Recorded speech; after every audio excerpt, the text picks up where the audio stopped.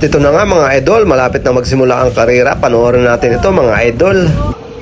Wala, yan yung ikot ko.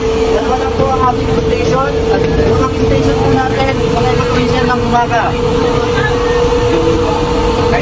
Motorisen po, banay po ng umaga. Then ang pakalang po natin station. Ang pakalang po, marinig ka. Hindi na po ako magpapaulit-ulit. Pangalawa natin station, ating po ng sa road. Luma po, sa luma ang daan, hindi na bago. Ito ay nakanan, luwa-luwa, pag-dukit na sa mga bago. Wala lang po, wala pong pin number, walang ribbon, kahit po kayo na. At ito mga idol, si Dave Roa. Ayan, idol yan, napakalakas niyan. Ito si Chow Chow. At itong isa, hindi ko gaano kilala. Pero yan mga idol, talaga yan ang mga bigati na kalaban ng ating mga lalaro na galing Katanawan. At ito pa, si Dixer Midis, galing Kalawag. At ito na nga mga idol, simula na ng bakbakan, kaya panoorin natin ito mga idol.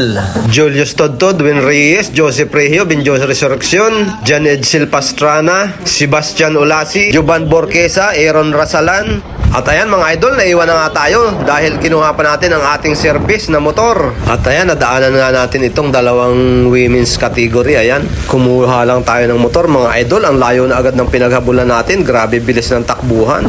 Yung neutral pa lang nila mga idol, bakbaka na. At ayan, may nakikita na tayo doon sa dulo na kumakawala na. Medyo nag-a-attempt na siya na mag-breakaway. Si Joseph Regio yun mga idol. At habang andito lang tayo mga idol sa likuran at ang mga suporta ng mga ibang team pa mga idol, ayan, nandito lang tayo sa likuran. Pag nagkahiwa-hiwalay na yan mamaya, ayan, lilipat na tayo dun sa unahan kung sino man ang nauuna. Ayan mga idol, si Juban Broquesa, si Aaron Rasalan, pumipwesto na yan. At nandito mga idol, si Dave Roa, ayan, nakapwesto na. At si Sebastian Ulasi ang nagdadala ng grupo mga idol, ayan. At ayan mga idol, lumipat na nga tayo sa unahan dahil si Joseph Regio nag-breakaway na, ayan.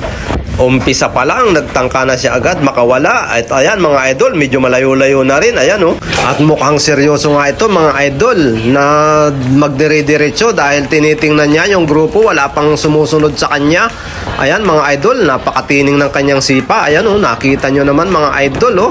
Talagang desidido siya na ituloy-tuloy talaga. Pero yung grupo doon sa hulihan, nagbabantayan na. Matindi ang bantayan doon mga idol. Binabantayan si Idol Julius Todtod at binabantayan din si Dave Roa. Bantayan sila doon. At syempre hindi rin papayag si Dexter Midis at si Aaron Rasalan, si Juban Broquesa. Hindi rin papayag yan. Talaga namang magbabantayan sila dyan. At syempre yung mga nakasuot ng jersey na BCC, ayan, mga idol din yan. Malalakas yan mga idol. Hindi rin papayag yan. Kaya magbabakbakan sila talaga doon sa hulihan para habulin itong breakaway. At mga idol, wala pa naman tayong natatanaw doon sa hulihan na lumalapit. Kaya si Joseph Regio, solo breakaway pa rin. Ayan, matining na matining pa ang kanyang sipa mga idol. At marapit na rin ang diversion dito. Dahil pagdating dito sa Villa Arcaya, kakanan tayo. Ito yung diversion na napakatataas ng ahon. Dito na magkakaalaman ang mga tuod nitong mga ito mga idol. Dahil grabing taas talaga at napakahahaba ng ahon dito. At dito natin makikita kung may pang-ahon pa itong si Idol Joseph Regio. Ayan mga idol, matining na matining pa rin ang sipa. At dahil mga idol, ito'y kapatagan buhat sa starting hanggang dito sa Villa Arcaya, dito sa diversion. Kaya matining na matining ang pedal ni Idol Joseph Regio. Ayan, ganadong-ganado pa rin siya mga idol dahil kapatagan ito. Pero marami ang mga lubak-lubak kaya umiiwas-iwas na lang siya kung saan medyo maganda ang daan.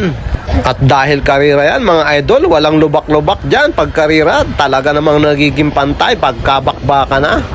At ayan mga idol, nakita nyo naman kung gaano kalubak-lubak ang karsada. Pero bari wala. Kay Idol Joseph Regio talagang bumabanat ng bumabanat. Inunahan pa niya yung escort. At dahil kapatagan nga yan mga idol, ang taas ng maintain ni Idol Joseph Regio. Ayan, may banayad na pataas, may banayad na pababa. Dahil patag nga yan mga idol. Ang may ahon mamaya ay doon sa pagkanan niya mga idol sa diversion. Talaga naman isusumpa mo pag ikinapadaan doon ikay nakabike. Kaya dito natin masusubukan si Idol Joseph Regio. Ayan, dahil napakataas talaga ng ahon doon. At ito nga mga idol, si Joseph Regio, ang libanat pa rin. Mukhang hindi pa siya tinatamaan ng pagod. Ganadong-ganado pa rin mga idol. Mukhang nasa kondisyon ang kanyang katawan ngayon. Nakikita nyo naman mga idol kung gaano katining pa ang sipa. Ayan mga idol, grabe oh.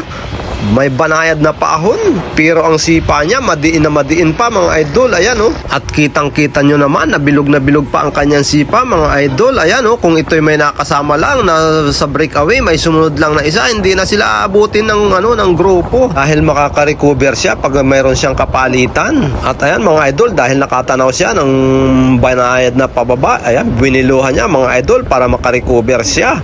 Ayan oh, buwilong-buwilo, sabay dapa. Ayan mga idol, recover muna siya. Pero malapit na yung dyan, yung ahon mga idol, malapit ng kumanan. At ayan mga idol, nakapag-recover siya ng ilang segundo. Malaking bagay na yun mga idol. At ito na nga mga idol, kumana na tayo sa diversyon, Bilyar Kaya. Ito yung ahon na banayad pero pataas ng pataas. At sa tuktok yung ecotourism. Recover. At dahil may kaunting patag dito mga idol bago umahon, ayan, kaya ihanda mo na ang sarili mo dito sa kaunting recovery na ito. At ayan, simula na mga idol ng ahon, ayan, pabigat na ng pabigat yan hanggang sa itaas. At dito natin malalaman ang tuhod ni Joseph Regio, kung ito ay matitiis niya hanggang tuktok na hindi tumutukod. At dahil nga ni siya ay solo breakaway, baka naubusan na siya ng lakas. Dahil napakataas nga ng maintain niya mga idol. At tinanong ko siya kanina, ang average niya 47 hanggang dito sa diversyon. At ayan mga idol, sila na ang nagsabi na napakalayo pa raw ng agwat, malayo pa ang grupo. Sila kasi yung nanggaling doon sa hulihan dahil minomonitor din nila kung ilang minutes ang agwat ng breakaway. Ayan mga idol, sa video kala mo patag, pero napakataas niyan tapos napakahaba. Ayan, kaya pabigat ng pabigat ang sipa ni Joseph Regio. Ayan mga idol, makayanang kaya na ito hanggang sa tuktok. At dahil pagod na rin yan mga idol, dahil solo breakaway nga, walang kapalitan, walang recover. At dahil nakakaramdam na siya ng pagod, dahil medyo bumabagal na siya, dahil ahon nga yan, kaya nililingon niya ng nililingon ang kanyang hulihan dahil baka naandyan na yung mga kalaban niya mga idol. Pagpapabuhos ka. Ha? At ayan mga idol, dahil nararamdaman ko na ang kanyang pagod, kaya tinanong ko siya kung magpapabuhos na siya ng tubig, pero ang sabi niya doon na lang daw sa tuktok. At yan, kitang-kita nyo naman mga idol, napakahaba pa, tapos napakataas niyan, kaya napakakunat sipain niyan mga idol, pakunat ng pakunat, pabigat ng pabigat. Kaya pag inabot ka ng laspag, doon pa lang sa patag, sigurado dito tutukod ka talaga.